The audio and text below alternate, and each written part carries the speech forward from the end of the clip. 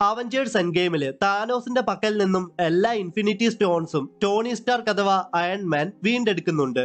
ഇവിടെ ഈ സീനില് ടോണി സ്റ്റാർക്കിന്റെ നെറ്റിയുടെ ഭാഗത്തായിട്ട് മുറിവുകളൊന്നുമില്ല. എന്നാൽ അദ്ദേഹം സ്നാപ്പ് ചെയ്യാൻ പോകുന്ന സമയത്ത് ടോണിയുടെ നെറ്റിയില് മുൻപെങ്ങുമില്ലാത്ത മുറിവ് കാണാം. ഈ മുറിവ് Tony Stark infinity stones use ചെയ്തതുകൊണ്ട് ഉണ്ടായതാണോ അതോ മൂവിയിലെ മിസ്റ്റേക്ക് ആണോ എന്നാണ് എന്റെ ഡൗട്ട്. നിങ്ങൾക്കറിയാമോ, അവഞ്ചേഴ്സ് എൻഡ് ഗെയിമില് നമ്മുടെ കോർഗ് തോറിന്റെയും മീക്കിന്റെയും ഒപ്പം ഫോർട്ട്നൈറ്റ് കളിക്കുന്നുണ്ട്. ഇവിടെ കോർഗ് ഇട്ടേക്കുന്ന ഷർട്ട് നിങ്ങൾ മറ്റെവിടെയെങ്കിലും കണ്ടിട്ടുണ്ടോ? കോർഗായിട്ട് വേഷമിട്ടത് Thor Ragnarok, Thor love and thunder എന്നീ മൂവീസിന്റെ ഡയറക്ടറായ ടൈക്ക വൈറ്റിറ്റി ആണ്. 2017 കോമിക്കോണിൽ ടൈക്ക വൈറ്റിറ്റി ഇട്ട അതേ ഷർട്ടാണ് ഇവിടെ നമ്മുടെ കോർഗ് ഇട്ടിട്ടുള്ളത്. നിങ്ങൾക്കറിയാമോ, അവഞ്ചേഴ്സ് എൻഡ് ഗെയിമില് താനോസ് നമ്മുടെ തോറിനെ എടുത്തിട്ട് അലക്കിയിട്ട് സ്റ്റോം ബ്രേക്കർ കൊണ്ട് തോറിന്റെ നെഞ്ചിലേക്ക് കുത്തിയിറക്കാൻ ശ്രമിക്കുന്നുണ്ട്. എന്നാൽ ആ സമയത്ത് മ്യോൾനിയർ താനോസിനെ അറ്റാക്ക് ചെയ്ത് ക്യാപ്റ്റൻ അമേരിക്കയുടെ കയ്യിലേക്ക് എത്തുന്നുണ്ട്.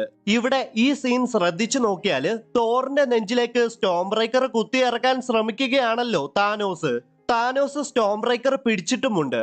എന്നാൽ മ്യോൾനിയർ താനോസിനെ അറ്റാക്ക് ചെയ്യുമ്പോൾ അടുത്ത ഷോട്ടില് താനോസിന്റെ കയ്യില് സ്റ്റോം ബ്രേക്കറിന് പകരം താനോസിന്റെ സോഡാണ്. എന്തായാലും അധികം ആരും ശ്രദ്ധിക്കാൻ സാധ്യതയില്ലാത്ത ഒരു ചെറിയ മിസ്റ്റേക്ക് ആവാം ഇത്. അവഞ്ചേഴ്സ് എൻഡ് ഗെയിമിന്റെ ഓപ്പണിംഗ് സീനില് ആദ്യമൊക്കെ ബേർഡ്സിന്റെ സൗണ്ട് നന്നായിട്ട് കേൾക്കുവാൻ സാധിക്കുമായിരുന്നു. എന്നാൽ ആ സൗണ്ട് പയ്യെ ഇല്ലാതാവുകയാണ്. അതിനെപ്പറ്റി കെവിൻ ഫെയ്ഗി പറയുന്നുണ്ട്. അതായത് താനോസ് സ്നാപ്പ് ചെയ്ത് ഹാഫ് ഓഫ് ദ പോപ്പുലേഷനെ അല്ലെങ്കിൽ ഹാഫ് ഓഫ് ദ ഹ്യൂമാനിറ്റിയെ മാത്രമല്ല ഇല്ലാതാക്കിയത്, ഹാഫ് ഓഫ് ദി ആനിമൽ ലൈഫിനെയും താനോസ് ഇല്ലാതാക്കുന്നുണ്ട്. അതുകൊണ്ടാണ് അവഞ്ചേഴ്സ് എൻഡ് ഗെയിമിന്റെ ഓപ്പണിംഗ് സീനില് ബേർഡ്സിന്റെ സൗണ്ട് പയ്യെ ഇല്ലാതാവുന്നത്. അവഞ്ചേഴ്സ് എൻഡ് ഗെയിമില് ടൈം ട്രാവൽ ചെയ്ത് തിരികെ എത്തുന്ന ഹോക്കൈക്ക് ഓറഞ്ച് സ്ലൈസസ് കൊടുക്കാൻ വേണ്ടി സ്കോട്ട് ലാങ് തയ്യാറായിട്ട് നിൽപ്പുണ്ട്. എന്തിനാകാം ഓറഞ്ച് സ്ലൈസുമായിട്ട് സ്കോട്ട് ലാങ് ഇവിടെ നിൽക്കുന്നത്? പറയാം. ക്യാപ്റ്റൻ അമേരിക്ക സിവിൽ വാറില് ജയന്റ് മാനായ ആന്റ്മാൻ വീണ്ടും നോർമൽ ആവുന്ന സമയത്ത് അദ്ദേഹം ഇങ്ങനെ ചോദിക്കുന്നുണ്ട്, സോ ടൈം ട്രാവൽ ചെയ്തു വന്ന വ്യക്തിക്ക് എന്തൊക്കെ ബുദ്ധിമുട്ടുകളാകാം ഉണ്ടാവുക എന്ന് സ്കോട്ട് ലാങ് അഥവാ ആന്റ്മാന് നന്നായിട്ട് അറിയാം. അതുകൊണ്ടാണ് അദ്ദേഹം ഓറഞ്ച് സ്ലൈസുമായിട്ട് ഇവിടെ നിൽക്കുന്നത്.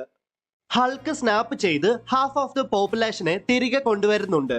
താനോസ് സ്നാപ്പ് ചെയ്ത സമയത്ത് ആരൊക്കെ എവിടെ നിന്ന് ഡസ്റ്റ് ആയോ അവരൊക്കെ ഹൾക്ക് സ്നാപ്പ് ചെയ്ത സമയത്ത് അതേ സ്ഥലത്ത് തിരിച്ചെത്തുകയാണ്. എക്സാമ്പിൾ ആയിട്ട് പറയുവാണെങ്കിൽ എലേന ബെലോവ ഡസ്റ്റ് ആവുന്ന സമയത്ത് എലേന ഒരു ബാത്റൂമിലാണ്.